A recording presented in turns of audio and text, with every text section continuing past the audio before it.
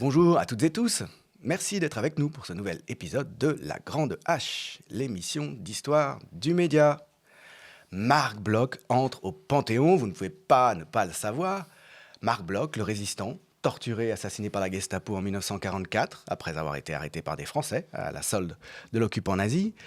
Marc Bloch, l'historien du Moyen-Âge, pionnier de l'histoire des mentalités, l'historien du temps présent aussi, de son propre temps à lui, avec L'étrange défaite, peut-être son livre le plus connu, ce témoignage écrit à chaud, juste après la défaite de juin 40. Avec cette décision d'Emmanuel Macron, envoyer Marc Bloch au Panthéon, Bloch devient officiellement un saint républicain. En réalité, il était déjà canonisé depuis longtemps à bien des égards. Sa mémoire faisait déjà l'unanimité, elle était donc déjà devenue valorisante, légitimante pour tous ceux qui s'y réfèrent, même pour ceux dont les positions sont les plus éloignées des siennes. Je cite l'invité de cette émission qui, en parlant dans son livre de Marc Bloch et en faisant allusion au livre de Marc Bloch, Les rois thaumaturges, ce livre sur le pouvoir surnaturel des rois de guérir, écrit qu'il suffit de citer Marc Bloch pour que tout aille bien. Il est devenu lui-même un guérisseur miraculeux. Laissons de côté le cas outrancier du Rassemblement national qui a osé récemment se réclamer de Bloch, alors même que les descendants de Bloch ont expressément demandé à ce que l'extrême droite ne soit pas représentée lors de la cérémonie officielle de panthéonisation. Un seul exemple de récupération ordinaire, parmi bien d'autres possibles. Sous la présidence de François Hollande, un collectif de hauts fonctionnaires et de décideurs universitaires anonymes qui se disaient proches de la gauche de gouvernement, je les cite, se sont appropriés son nom pour se proclamer groupe Marc Bloch et promouvoir, avec ce groupe, pour l'essentiel, la réforme des universités qu'avait engagée Nicolas Sarkozy, une réforme qui débouche aujourd'hui, comme c'était prévisible, sur l'étranglement financier et la mise en dépendance politique des universités françaises. Bloch, on peut le penser, aurait eu quelques réserves, sans doute, sur cette utilisation de son nom, puisqu'il a beaucoup déploré de son temps le manque de moyens déjà à son époque, alloué en France aux universités, et le conformisme aussi des universités. Marc Bloch, nous dit l'invité d'aujourd'hui, parlait surtout d'histoire, de sciences sociales, il parlait très peu de politique et de philosophie, et encore moins de lui-même. Ce qui lui a permis, je cite encore notre invité d'aujourd'hui, de devenir en quelque sorte une surface de projection, un avatar destiné à répondre aux besoins ou aux désirs de l'opinion. Bonjour, Peter Schödler. Bonjour. C'est un grand honneur de recevoir l'auteur de cette superbe biographie, Marc Bloch, une biographie intellectuelle, parue au Panthéon de l'édition française, la Bibliothèque des Histoires de Pierre Nora, disparu récemment, chez Gallimard. Bloch avait déjà été panthéonisé, canonisé, pour les historiens dans cette collection, on y entrant en 1983 avec Les rois thaumaturges, le livre auquel j'ai fait allusion, livre pionnier pour l'histoire des mentalités. Mais maintenant, il a sa propre biographie, rédigée donc par Peter Schödler, historien, je te présente rapidement, du mouvement ouvrier, spécialiste d'histoire sociale et intellectuelle en France et en Allemagne, au 19e et au 20e siècle, historien de Lucien Febvre notamment, et particulièrement, ce qui t'a amené évidemment à aller voir aussi du côté de Marc Bloch, puisque Lucien Febvre, on le sait, a formé un duo mythique avec Marc Bloch. Ils ont fondé ensemble une revue qui, rétrospectivement, on le considère, a révolutionné l'historiographie, revue qui fut extrêmement prestigieuse et qui le reste, les Annales. Tu as été professeur à la Freie Universität de Berlin, mais aussi tu as fait toute une carrière de chercheur au CNRS en France, donc tu es des deux côtés du Rhin, à l'Institut d'histoire du temps présent. Tu as été directeur de recherche. Le regard que tu portes sur Marc Bloch, c'est un regard décentré, le regard de quelqu'un qui connaît très bien la France, qui a travaillé, cherché, enseigné pendant plusieurs décennies en France, mais qui en même temps est allemand et qui connaît très bien l'Allemagne. Et ça fait partie, certainement, entre autres, de l'apport de cette biographie. Tu la termines en te demandant si Marc Bloch a vraiment existé, en reprenant l'interrogation de Jacques Le Goff à la fin de son Saint-Louis, lorsqu'il constate la difficulté d'enlever toutes les couches de mythes qui ont été projetés sur le personnage pour essayer de retrouver ce qu'il a été vraiment. Tu pars des propos de Marc Bloch lui-même, qui écrit « Je suis un artisan qui a toujours aimé à méditer sur sa tâche quotidienne ». D'ailleurs, l'exergue que tu donnes, c'est un mot de Marc Bloch qu'il écrit très jeune, en disant « Je suis historien le matin et philosophe le soir », ce qui me semble très révélateur.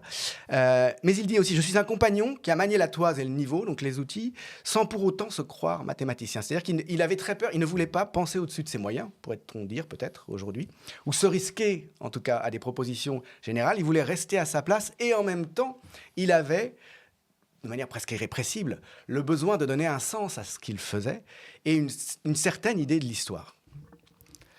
Oui, Marc Bloch aimait la litote, hein, ou comme disent les Anglais, et lui-même aussi, le understatement. Hein. Il préférait dire « oui, quelqu'un m'a dit que je connais bien », etc. En fait, il parle de lui-même. Hein.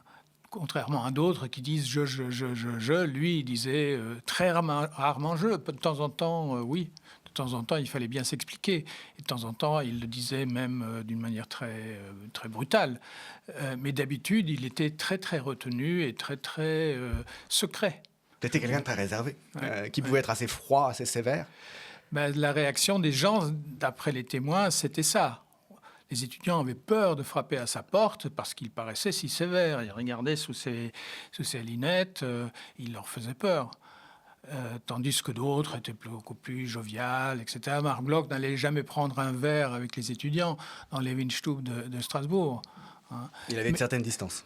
Il avait une très grande distance, d'ailleurs même d'après ce qu'on a entendu, même vis-à-vis de ses enfants. C'était difficile, les enfants étaient tout petits, ils faisaient du bruit.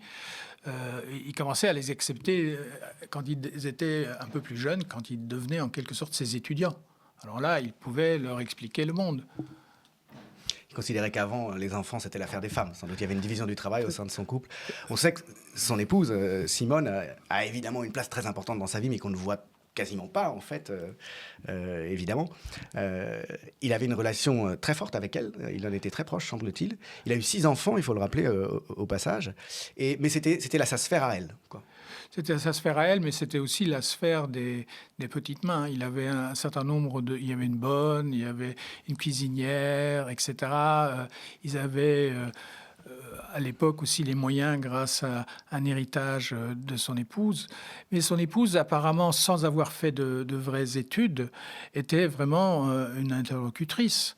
Hein, ils travaillaient ensemble dans le même bureau. Elle tapait toutes ses lettres. Quand il écrivait une lettre à la main, et il s'excusait auprès de son correspondant. « Oui, c'est un petit exercice paléographique que je vous demande. Mon épouse est partie en voyage. Je suis incapable de manier la machine à écrire. » Enfin, on voit un peu le genre. Hein, qui à l'époque n'était pas si exceptionnel que ça, bien sûr. Oui, c'est même en fait plus ou moins la norme. Je pense, ce type de rapport avec les femmes pour cette génération, et encore d'ailleurs quelques générations ultérieures d'universitaires. Mais justement, ça nous ramène finalement à ce qui pour moi est le nœud du livre. Bloch est quelqu'un, j'allais dire, d'ordinaire dans ses déterminations. Il est là où sa place sociale l'a porté. C'est un pur produit de la reproduction de la bourgeoisie israélite sécularisée, dans son cas universitaire. Tu rappelles que le propre père de Bloch est un historien important, Gustave Bloch, qui quitte le poste, je crois, de professeur à l'École normale supérieure l'année où son fils y entre, et si je ne me trompe pas, et qui pour un poste à la Sorbonne, que son fils rejoindra la Sorbonne quelque temps après. On parlait à l'instant de son rapport conjugal, de la manière dont il vit. Tout cela est très conforme, au fond. Il laisse, quand on le lit, à premier abord, le sentiment de quelqu'un donc de très réservé. Il semble être une figure convenue. Et pourtant, son destin, d'abord, est marqué par une rébellion finale, précédée, notamment dans l'étrange défaite, d'un retour sur son attitude politique et ce qu'on a appelé son désengagement, avec des regrets, semble-t-il. Et puis intellectuellement, c'est tout l'objet du livre, en réalité, c'est quelqu'un qui est décalé. Ce qui explique aussi qu'il ait pu être à l'origine d'une forme de révolution intellectuelle, laquelle n'est pas allée d'ailleurs sans affrontement assez dur avec les milieux universitaires de son temps. Oui, on a l'impression de loin que c'est un pur produit de l'université et de l'école normale. Certains disaient que c'est un héritier. On se demande, à ce moment-là, il a effectivement gagné plein de concours, les concours généraux, il a passé l'agrégation, deuxième, je crois. Mais en fait, quand on y regarde de plus près, une fois passé l'agrégation, une fois avoir passé une thèse, mais dans des conditions un peu particulières à cause de la Première Guerre mondiale, sa carrière universitaire n'est pas si brillante, enfin brillante si, mais pas si rapide, disons, qu'on ne l'aurait pensé. D'autres allaient très très vite de poste en poste. Lui a dû pas mal ramer pour arriver à un poste de professeur à Strasbourg, bien que son propre directeur de thèse était le doyen, qu'il a donc fait venir, mais il était d'abord à charger de cours, comme tout le monde. Il était professeur en lycée au départ. Il a d'abord fait 2 années de lycée, ce qui n'est pas beaucoup, évidemment. Mais après une agrégation brillante, il était professeur de lycée à Montpellier, puis à Amiens. Mais à Strasbourg, il a pas mal dû ramer. Et d'ailleurs, Lucien Febvre lui fait comprendre que ses collègues étaient parfois un peu embêtés, un peu irrités, et ne se hâtaient pas pour le faire monter dans l'hiérarchie. Mais ce n'est pas tout. Après, quand il veut quitter Strasbourg, ce qui est déjà étonnant, parce que tout le monde le présente comme un Alsacien, en fait, Marc Bloch était un petit Parisien. Il avait passé toute sa vie à Paris, toute sa socialisation, toute son enfance à Paris. C'était sa famille, ses parents, enfin son père, disons, qui était alsacien, mais Marc Bloch n'avait jamais mis les pieds en Alsace avant la fin de la guerre. Donc, il a très vite été irrité par ce qu'on appelait les problèmes alsaciens. Il était très irrité par le fait que ses enfants, au lycée, apprenaient un français un peu primaire, avec un accent alsacien, alors que lui, évidemment, avait son accent de normalien, on dirait. Il a donc tout fait pour quitter le plus vite possible. Mais il a eu du mal. Il a eu plus de mal qu'on aurait peut-être éventuellement pu s'y attendre. Effectivement, il candidatera plusieurs fois. En fait, il candidatera, tout le monde dit 2 fois, il candidatera 4 fois au Collège de France. Oui, alors, et une fois à l'école des hautes études, 4e section à l'époque, où on lui préférera un historien catholique, bon chic, bon genre, qui s'appelait Émile Cornart. Il candidatera 4 fois au Collège de France. 2 fois, il retirera sa candidature au profit de Lucien Febvre, ce qui était peut-être la moindre des choses, étant donné la grande différence d'âge, etc. Et puis aussi leur collégialité et leur amitié. Mais la 3e fois, il perdra justement cette candidature au profit d'un certain Grenier. Et la 4e fois, il retirera sa candidature parce que ça se recoupait avec sa candidature à la Sorbonne. Et donc, de nouveau, au Collège de France, M. Cornart passera devant lui, ou à sa place, en quelque sorte. Mais en fait, le problème qu'il avait avec le Collège de France et avec toutes ses candidatures, c'est que ces candidatures étaient trop ambitieuses. Il proposait à chaque fois un programme. Il ne disait pas « moi, je vais faire du Moyen-Âge ». À ce moment-là, ça aurait peut-être marché.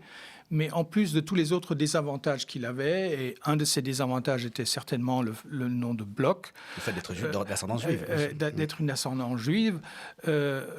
En plus de tout ça, il avait le grand désavantage d'avoir une ambition intellectuelle et de proposer un programme d'histoire économique et d'histoire comparée de l'Europe, alors que tout le monde préférait le programme habituel. Et on lui a proposé, écoutez, retirez le mot comparaison, etc. Et il ne l'a pas fait. C'est-à-dire qu'il avait, sous ses dehors austères, typique, classique de l'universitaire, du savant, de cette terre qui est encore positiviste, des ambitions intellectuelles très marquées, et il était au fond très peu conciliant. On voit bien, d'après les échos que Febvre laisse passer, mais il y a d'autres traces, qu'il était assez peu apprécié, en fait, de ses collègues, le plus souvent. Sa grande difficulté à entrer à la Sorbonne, notamment, le montre. D'ailleurs, c'est seulement sur une chaire d'histoire économique et non pas sur une chaire d'histoire médiévale qu'il finit par être élu. Robert Fafetier, notamment, son contemporain qui est aussi universitaire, a dit à plusieurs reprises que c'était quelqu'un, et il se faisait l'écho d'un sentiment général, c'est quelqu'un de difficile. Il n'était pas très aimé de ses collègues, à cause sans doute de cette absence de concession, de propension à faire des concessions dans son caractère. Mais cette absence de concession sur le fond, mais aussi sur le comportement. Donc, il ne cachait pas ses irritations, ses appréhensions, ce qui ne veut pas dire qu'il était toujours coléré, mais il était coléreux de temps en temps, peut-être, d'après les témoins. Et évidemment, il était conscient de sa propre valeur et il était conscient, disons, de la médiocrité intellectuelle d'un grand nombre d'universitaires et puis de produits de l'historiographie française de l'époque, en les comparant tout le temps, parce qu'il avait quand même ce privilège-là, en les comparant avec ce qu'il lisait en anglais, en italien, en allemand, en espagnol, etc. Ce qui était une démarche qui n'était pas si courante à l'époque. Et ça, c'est un des grands aspects de la personnalité de Bloch, lié à sa conception, sur laquelle on va revenir, de ce qu'est l'histoire et de ce qu'est la science, le savoir en tout cas. Il éprouve le besoin de prendre connaissance pour comparer, pour éventuellement penser autrement, de la façon dont les historiens des autres pays écrivent. Aujourd'hui, ça nous semble assez clairement nécessaire, mais ce n'est pas forcément ce qui se fait beaucoup à l'époque. Et il lit aussi bien l'allemand que l'anglais, et il fait des recensions en masse, j'allais dire, parce qu'il lit des dizaines de livres dans ces deux langues, et il en donne des éléments, des résumés, dans des chroniques bibliographiques en français.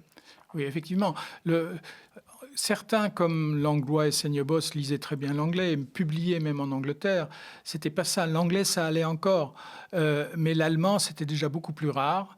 Et surtout, lire l'allemand, ça va, on le lit un peu comme le latin, mais de là à avoir une connaissance vraie de ce qui se passe en Allemagne et des débats entre les historiens, il y a une grande différence. Pour avoir passé 2 semestres en Allemagne, un semestre à Berlin et un semestre à Leipzig, avoir connu les historiens de l'économie les plus importants qui existaient à l'époque en Allemagne, et à la limite on peut dire aussi en Europe, Schmoller notamment, et d'autres, il savait où étaient les critères. Et à ce niveau-là, ce qui se passait en France, pour lui, c'était souvent médiocre. Et d'ailleurs, il détestait le terme même de science française. Oui. Même aujourd'hui, encore, les gens, de temps en temps, l'utilisent. Pour lui, la science n'était jamais quelque chose de national. C'était quelque chose d'international. Aujourd'hui, on dirait mondial. À l'époque, le monde était beaucoup plus limité, mais quand même, c'était quelque chose d'international. Et donc, il lisait non seulement ce qui se passait en Angleterre, dans les revues anglaises, mais dans les revues américaines, italiennes, espagnoles, etc. Et puis, au fur et à mesure qu'il devint lui-même un peu plus connu, notamment grâce au roi thaumaturge, il se faisait des amitiés en Angleterre, aux États-Unis, etc. Et il réussit, là les annales sont quand même exceptionnelles, il réussit à recruter des auteurs dans ces pays.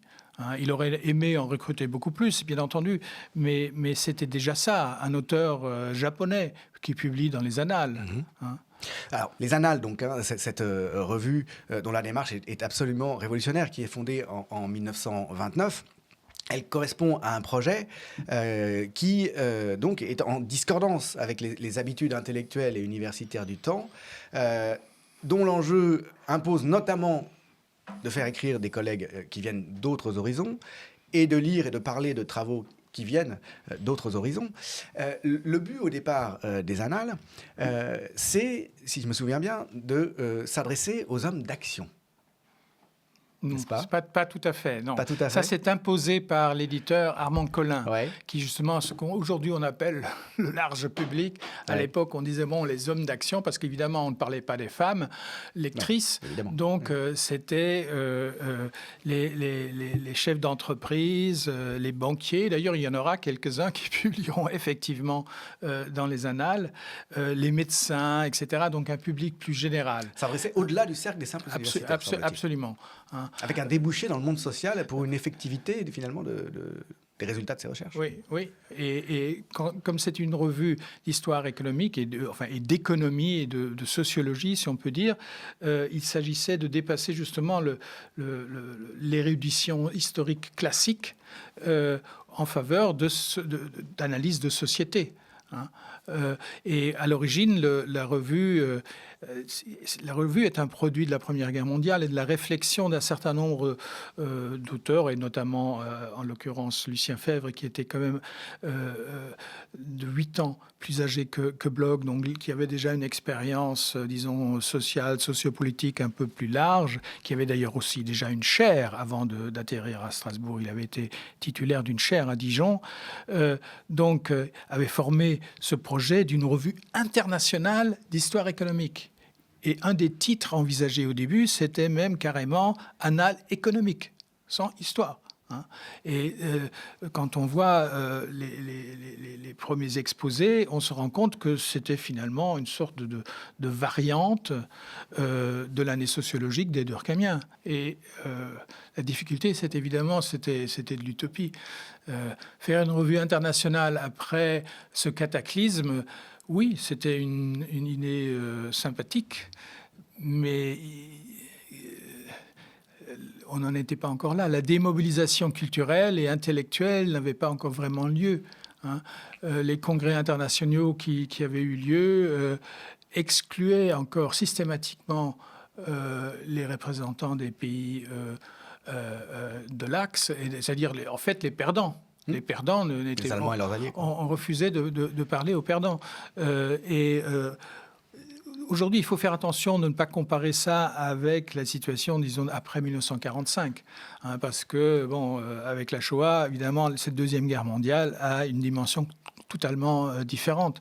Mais la Première Guerre mondiale, c'était quand même une guerre dont, je ne dis pas la responsabilité, parce que c'est une question tout à fait superflue, mais en fait, les responsables, c'est les politiciens de tous les bords. Mais je veux dire, au niveau universitaire, ils étaient quand même très, très engagés. Ils avaient publié, enfin, ils avaient fait comme si le front passait à travers les universités. Et il était difficile de cesser de polémiquer. Pour quelqu'un comme Bloch ou Febvre, ce n'était pas un problème, puisqu'ils n'avaient pas publié justement pendant la guerre. Ils avaient combattu au front.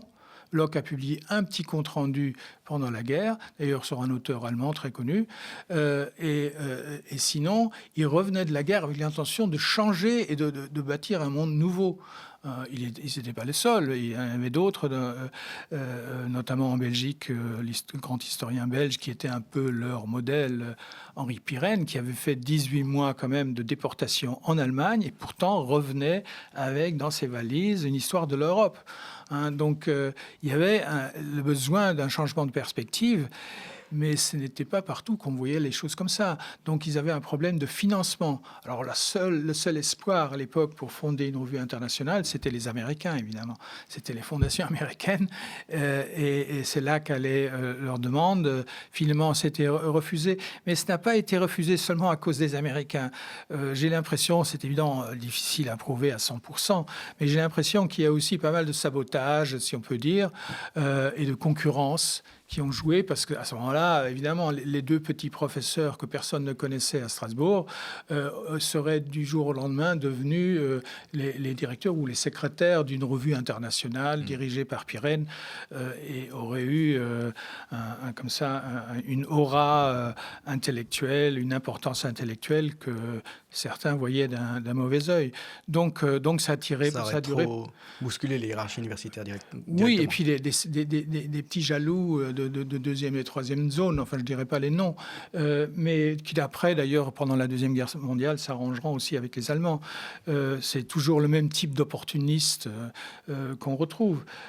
Mais Bloch et Febvre, du coup, ont ramé pendant plusieurs années avant de pouvoir introduire cette nouvelle revue Annales d'histoire économique et sociale avec un éditeur qui s'appelait Armand Collin, qui publiait déjà les annales de géographie, et c'était un peu une revue un peu analogue aux autres revues, mais très très vite ils ont trouvé un style à eux.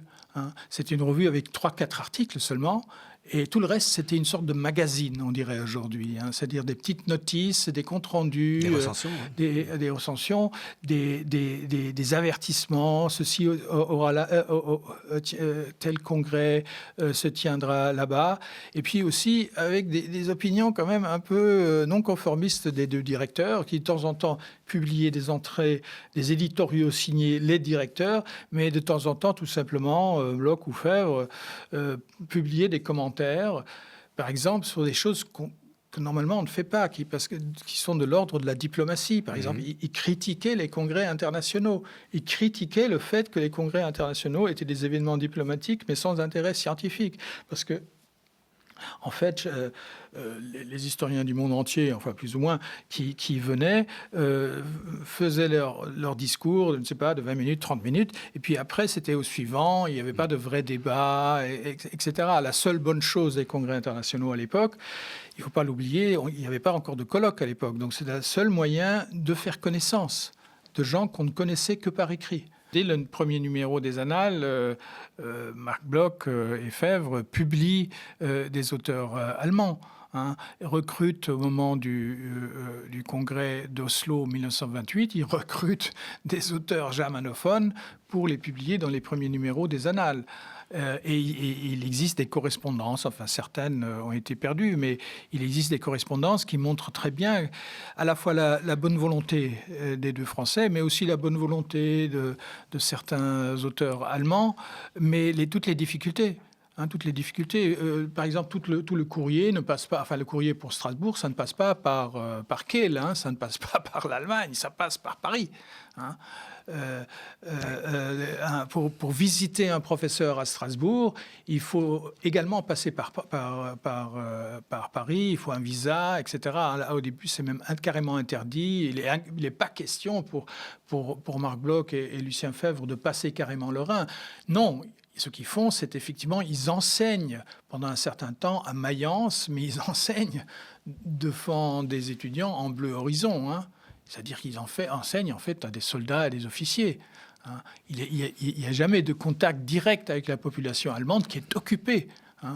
Et il faut toujours se représenter que, bon, on y reviendra peut-être, mais que des gens comme Barbie, enfin, beaucoup de nazis comme ça, très anti-français, ont passé leur enfance du côté gauche du Rhin, et ont vécu l'occupation française comme d'autres ont vécu les occupations. Donc toujours un peu en rage. Soit en Alsace-Lorraine, soit dans la Ruhr, c'est ça Soit, non, mais en Rhénanie, carrément. Toute la Rhénanie. Ouais. Occupée par la France, la Ruhr, en partie occupée par la Belgique, les Anglais, mais ils s'étaient retirés beaucoup plus vite. Donc il y avait cette haine de la France, aussi en plus, et les tirailleurs sénégalais, etc. Enfin, une vision de la France qui s'est imposée à cette jeune génération qui n'avait pas fait la Première Guerre, qui l'incitait à vouloir prendre sa revanche. La Deuxième Guerre mondiale, ce sera de nouveau une revanche pour ces gens-là, et la brutalité, pour certains en tout cas, aujourd'hui les historiens l'expliquent aussi en partie par ce phénomène psychologique.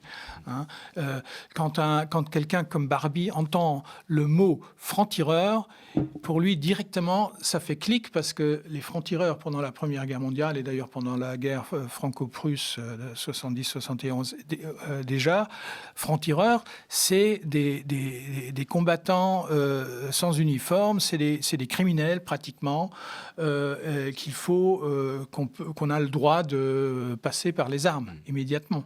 Francs-tireurs, c'est le nom du mouvement de résistance et du périodique résistant dans lequel Marc Bloch a écrit à partir de son entrée dans la résistance. Il a fait partie des tortionnaires de Marc Bloch. Klaus Barbie sera le principal tortionnaire de Marc Bloch, mais il y avait donc les francs-tireurs, le groupe auquel appartenait Marc Bloch, mais en plus il y avait les francs-tireurs et partisans, groupe de combat communiste, et je doute enfin Barbie peut-être, j'en sais rien, mais je doute que les gestapistes étaient capables de toujours faire la différence. Pour eux, tout ça, c'était des terroristes communistes, judéo-communistes, qu'il fallait combattre par tous les moyens. Alors, en parlant justement de positionnement politique, Marc Bloch n'était pas communiste. Il avait lu Marx très attentivement. Tu reviens là-dessus. Il considérait que Marx était un historien, un sociologue très important, mais il ne partageait pas, disons, l'engagement politique marxiste communiste. Il était plutôt de culture, tu le rappelles, socialiste jaurétienne. Aujourd'hui, et ça fait partie des éléments qui font sa popularité auprès de la corporation des historiens, on considère, comme l'a dit Olivier Lévy-Dumoulin, qu'il a été un modèle de non-engagement, de désengagement politique, Marc Bloch. Alors même, comme on l'a rappelé, que c'était un esprit qui, sous des dehors conventionnels, était assez rebelle. Effectivement, c'est une des légendes à propos de Marc Bloch, c'était qu'il s'agissait d'un historien apolitique qui n'est devenu politique qu'en 1939-40. Et que donc le summum, c'était l'étrange défaite. Comme si il s'était limité. D'ailleurs, à un moment donné, c'est vrai que dans l'étrange défaite, il dit « Nous avons du sang sur les mains, on aurait dû s'engager plus, etc. » À la fin. Oui, il aimait les regrets. Oui, il y a des regrets. Descendu dans l'arène. Oui, dans l'étrange défaite. Mais en fait, oui, parce qu'il était toujours comme ça, à profil bas. Il aurait pu dire « J'ai essayé au moins de faire quelque chose, puis je me suis résigné, puis je me suis limité à signer des appels, etc. » Mais d'autres n'ont jamais fait plus que ça. Hein. Donc, il était beaucoup moins apolitique qu'on ne l'a pensé. Et effectivement, avant la Première Guerre mondiale, dès le jeune étudiant Marc Bloch de la rue d'Ulm, il s'est beaucoup intéressé au mouvement socialiste, au mouvement ouvrier. Le premier livre qu'en 1904, le premier livre théorique qu'il emprunte à la bibliothèque de l'École normale supérieure, c'est Le Capital de Marx. Hein, à l'époque encore dans une traduction française. Mais quand même, ça l'intéressait beaucoup. Il dépouillait les revues socialistes, le mouvement socialiste, la revue sociale, tout ça. Et en plus, le mouvement ouvrier anglais, allemand, etc. Tout ça, ça l'intéressait, ça le passionnait, le jeune étudiant. Et puis, après avoir quitté l'école, il s'engage, et après avoir fait son séjour en Allemagne, il s'engage dans un petit groupe socialiste qui s'appelle Groupe d'études socialistes, fondé par un Normalien sociologue durkheimien qui s'appelait Robert Hertz, dont nous avons les papiers, heureusement. Et là, Marc Bloch, d'abord, il est candidat, etc., mais il finit par être membre du conseil d'administration, donc d'intervenir de temps en temps. S'il n'y avait pas eu la guerre, peut-être qu'il aurait fait un discours lui-même qui aurait pu être publié à ce moment-là sous forme de brochure, parce qu'ils ont publié toute une collection de brochures, et tous ses copains, Marcel Granet, Louis Gernet, etc., tous ces amis durkheimiens, sous des pseudonymes plus ou moins transparents, ont publié leurs brochures sur l'alcoolisme, sur le socialisme municipal, sur des sujets de ce genre. Pourquoi Marc Bloch n'aurait pas pu, il avait quand même l'écriture assez facile, il aurait pu aussi publier quelque chose. Mais crac, arrive la guerre. Et avec ça, évidemment, s'interrompt cette excursion, disons, dans le socialisme réformateur à l'époque. Et après la Première Guerre mondiale, moi, je pense, jusqu'à la preuve du contraire, qu'il n'a pas repris sa carte. Qui n'a pas repris sa carte à la SFIO, qui était obligatoire pour être membre de ce groupe d'études socialistes. Mais en tout cas, ce qui est sûr, c'est que Lucien Febvre s'est trompé quand, après la guerre, il a dit qu'il n'a jamais appartenu à un parti politique. Oui.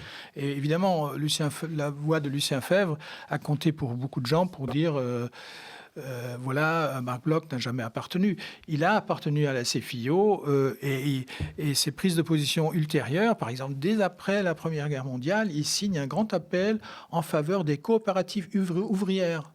Hein, on ne fait pas ça quand on est très, très éloigné du mouvement socialiste. Tu montres que tu as, je crois, retrouvé 17 pétitions qui signent dans l'entre-deux-guerres, qui sont en fait toutes les causes, disons, de la gauche de l'époque, pour les républicains espagnols notamment. Le fameux appel aux travailleurs, qui a donné naissance au comité de vigilance des intellectuels contre le fascisme, hein, c'est ça, oui. En 1934. Donc il est clairement de ce camp-là.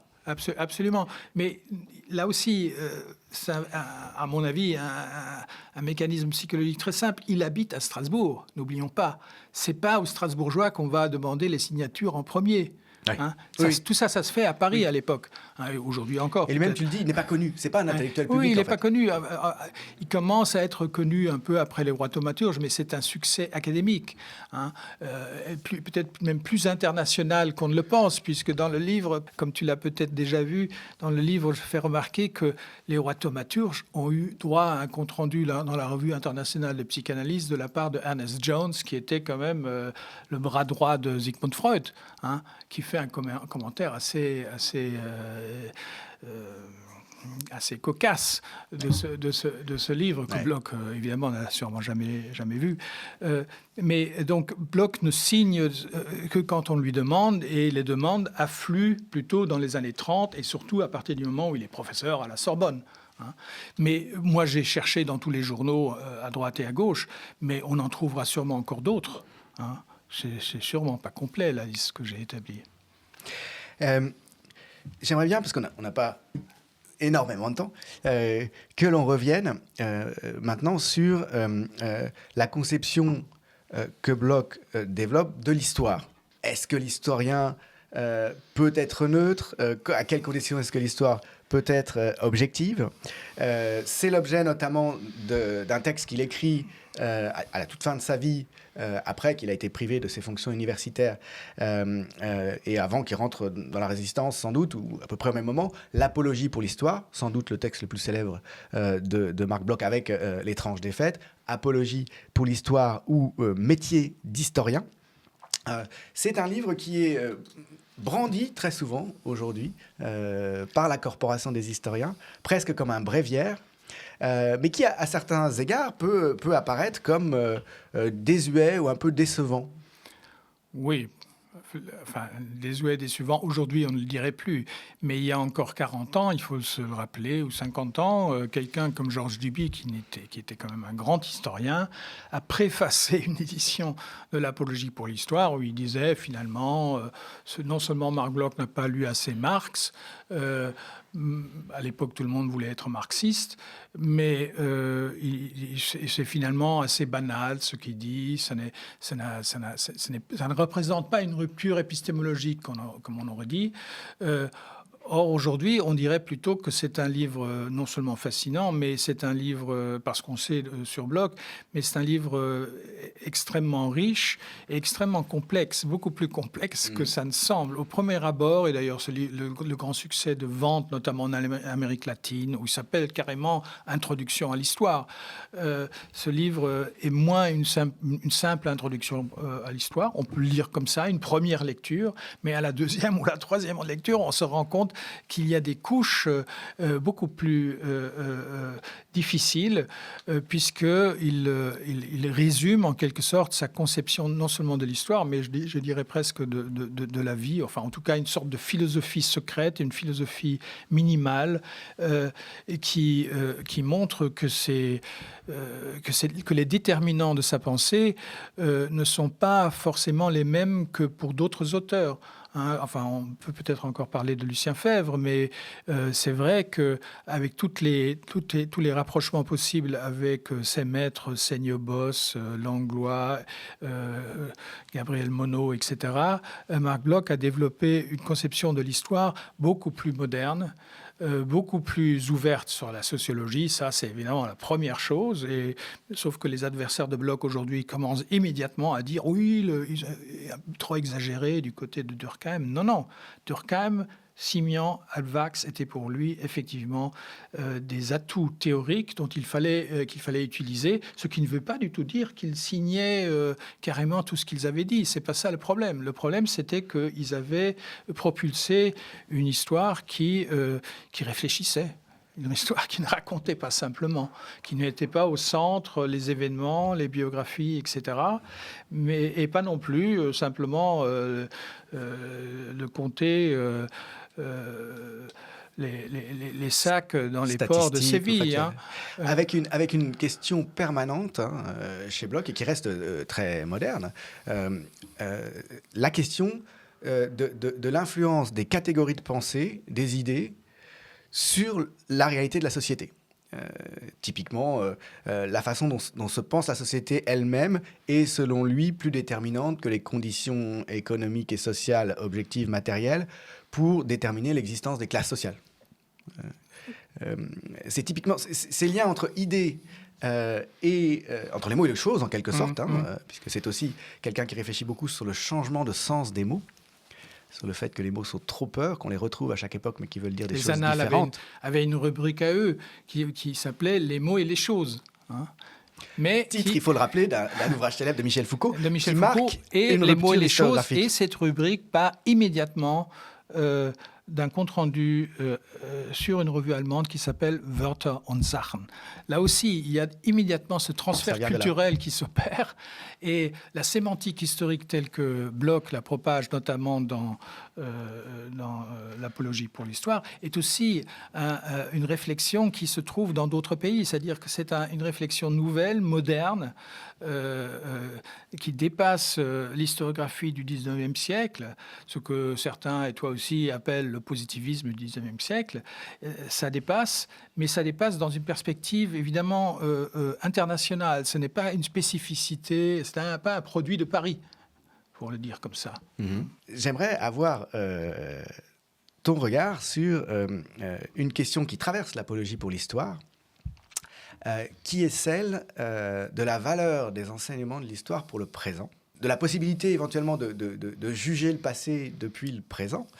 Bloch a été un des premiers à introduire en France, si je ne me trompe pas, la question de ce qu'on appelait en Allemagne l'historicisme, ou l'historisme. Il publie une recension notamment du livre de Meinecke, très brève, mais où il pose le problème qui le passionne. Une fois qu'on a reconstitué des faits, une époque, Bloch nous dit, là, contrairement au juge d'instruction, l'historien doit s'arrêter, il doit faire l'enquête, il doit instruire tous les éléments, mais il n'a pas à juger.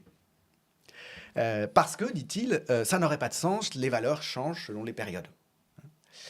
Ce qui est un peu une définition de l'historicisme, c'est-à-dire les hommes du passé pensaient différemment, on ne peut pas juger de leur attitude, puisque aujourd'hui les choses sont complètement différentes, et je pense qu'on ne peut pas être historien sans avoir en partie ce point de vue. Mais ceci dit, ce point de vue ne suffit pas. À quoi servirait-il de faire de l'histoire si de toute façon, ce que l'on a constaté, une fois que c'est établi, on ne pouvait rien en faire ?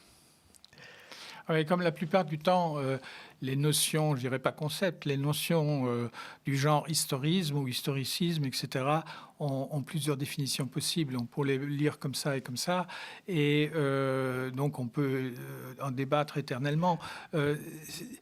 D'une part, depuis le 19e siècle, depuis la fin du 18e d'ailleurs, on sait que l'histoire, qu'il faut tout historiser, qu'on peut tout percevoir et mieux comprendre en historisant. Mais l'historisme, au sens de Friedrich Meinecke et d'autres à la fin du 19e siècle, c'était un peu autre chose, parce que c'était une certaine conception d'écrire, de percevoir l'histoire à travers l'esprit. Et à travers l'intuition. Et ça, Bloch n'en avait rien à coudre. Et s'il fait un compte-rendu, pas très long, mais quand même remarquable sur ce livre de Meinecke, ça a des raisons plutôt, j'allais dire, politiques, puisque Meinecke avait été évincé, ça avait été le directeur pendant longtemps de la grande revue allemande Historische Zeitschrift. Il avait été évincé, non pas en 1933, mais en 1936, je crois, après une période comme ça de tolérance par les nazis, remplacé par un historien nazi. Donc, Bloch, du coup, a accepté de faire de compte-rendu d'un livre que normalement il n'aurait peut-être pas touché. Puisqu'il suit attentivement ce qui se passe, il est très inquiet. Les Annales font un numéro sur le nazisme. Absolument. Mais ce compte-rendu, il est perplexe, de Bloch, d'ailleurs. Oui, mais il explique que cette conception de l'histoire qu'il trouve dans ce livre, il ne la comprend pas. D'une certaine, il la comprend bien, mais il a l'impression que c'est une histoire différente de celle que lui et d'autres, celle que lui la consent, c'est-à-dire telle que lui l'entend, c'est-à-dire qu'une histoire sociale, une histoire complexe, dont l'entrée n'est pas les idées. Hein, ce n'est pas un petit tuyau par les idées qu'on entre dans la tête des gens et pour après décrire le monde à partir de ce qu'on trouve. À partir de dans l'idée, oui, ça lui est complètement étranger, on est bien d'accord. Mais comment est-ce qu'on peut dire à la fois, comme le fait Bloch dans l'Apologie pour l'histoire, que le regard qu'on porte sur le passé est toujours déterminé par le présent? Autrement dit qu'en ce sens, le passé dépend du présent. Il le dit très clairement. Le questionnaire, à chaque époque, je vois que tu es déjà un petit peu réticent, mais il le dit assez clairement. La façon dont on aborde le passé est étroitement dépendante de nos préoccupations du présent. Comment est-ce qu'on peut à la fois dire ça et poser qu'il y a une science objective possible du passé? La difficulté, c'est à ça que je voulais venir pour les notions.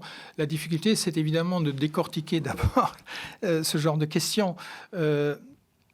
Si on part de l'idée que finalement chacun a son parti pris, c'est très facile. À ce moment-là, on a le parti pris qu'on a actuellement, la personne X en 2026.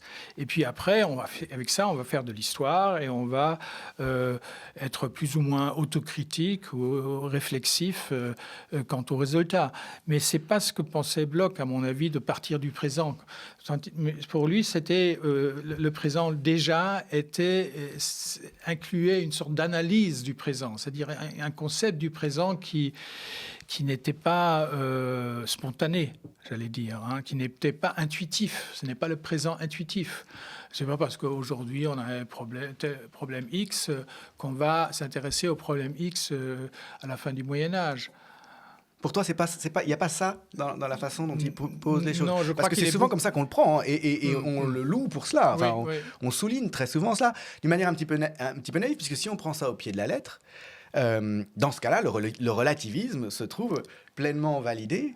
Et à la limite, alors c'est très bien que ce n'est pas du tout le point de vue de Bloch, mais peu importe la vérité, que reste-t-il de la vérité de cet objet que l'on étudie, le passé, en prétendant le faire de manière scientifique, érudite en tout cas, si il faut admettre, comme il semble que ce soit le cas, que de toute façon, notre regard dépend du présent et ne peut pas, en ce sens, être objectif quel qu'il soit.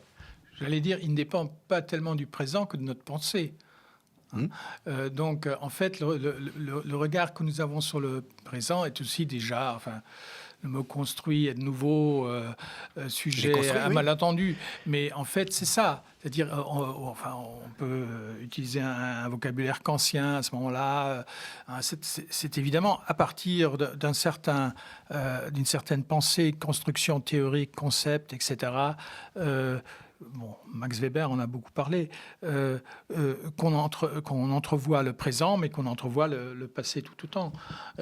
Et sans cela, on est à la merci, disons, des intuitions, soit des intuitions du présent, mais des intuitions et de la propagande du passé aussi, parce que le passé a sur soi-même et propage sur soi-même toutes sortes d'idées fausses. Et c'est toute la question du constructionnisme qui se pose.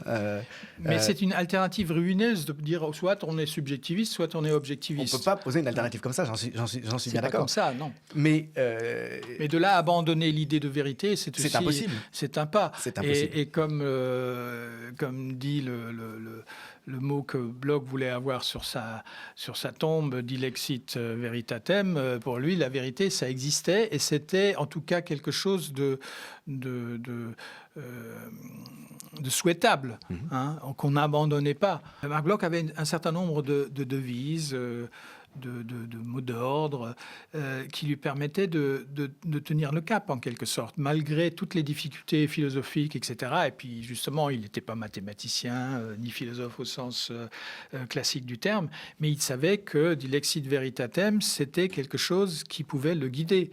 Une autre idée de ce genre, c'était, il l'utilise aussi plusieurs fois, c'était oportet ereses esse.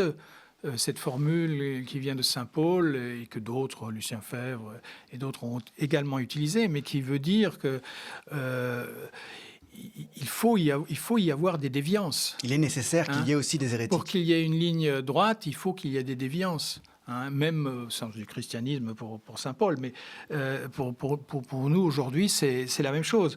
Et j'ajouterais même encore une troisième devise que Vlok a aussi adoré, a utilisé souvent. C'est une phrase d'un historien du droit anglais, Frederick Maitland, qui dit There's no an orthodox history is a contradiction in terms. Une histoire orthodoxe est une contradiction dans les termes. C'est-à-dire, quoi qu'on fasse, on ne va pas établir une nouvelle orthodoxie, mais on va tout simplement essayer d'édifier quelque chose qui se tient et qui est vérifiable et qui est sans contradiction. Mais de là à penser que c'est le dernier mot, que c'est une pierre philosophale, évidemment non. Donc celui qui va rentrer au Panthéon aimait par-dessus tout la vérité, pensait que les hérétiques étaient nécessaires, et sans doute en était un lui-même à bien des égards, et pensait qu'il fallait se méfier de toute orthodoxie. Merci beaucoup, Peter Schettler, d'être venu nous présenter donc ce livre superbe qui s'appelle Marc Bloch, une biographie intellectuelle. Je ne pense pas m'avancer beaucoup en disant qu'il fera date. Et merci d'avoir suivi cet épisode de La Grande Hache. Nous sommes en pleine campagne pour notre survie, pour obtenir des abonnements. Rendez-vous sur le site lemediatv.fr. Je vous rappelle que vous pouvez suivre toutes les émissions du Média, bien sûr sur YouTube, mais aussi sur les Freebox, canal 165, et sur le réseau Orange, canal 257. À bientôt sur le Média.